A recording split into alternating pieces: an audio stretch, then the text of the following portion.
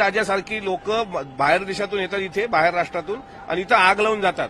माझं चॅलेंज आहे त्या टी राजाला, तू हिंदूंच्या पोरांना भडकवतोय ना, तुझी अवल्यात ते एसी मध्ये झोपते आणि तुझ्यात खरं दम असेल ना तर तुझ्या लेकरांना पाठव कबर पाडायला, तू ये बुलडोजर घेऊन. अशा प्रकारे सर्वसामान्य हिंदूंच्या मुलांना चिथावणी देऊन त्यांचं करिअर बर्बाद करणे. त्या स्पर्धा परीक्षेचे विद्यार्थी असतात साहेब, आज नागपूरमध्ये 170 शाळा बंद आहेत.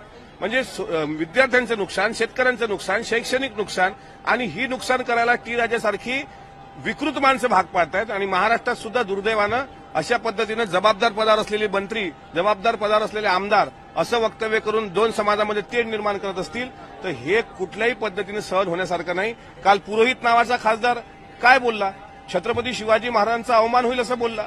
नरेंद्र मोदीजींनी तर म्हटलं नाही की मी पुनरावतार आहे म्हणून छत्रपती शिवाजी महाराजांचा, पण अशा प्रकारे बोलल्यानंतर सुद्धा आपण शांत राहत असू तर माझी छत्रपती उदयन महाराजांना पण विनंती आहे, आमचे मंत्री शिवेंद्रराजे यांना पण विनंती आहे की छत्रपती शिवाजी महाराजांचा अपमान जर एखादा ओडिसातला पुरोहित नावाचा खासदार करत असेल तो कुठल्या पक्षाचा, कुठल्या धर्माचा हे पाहू नका.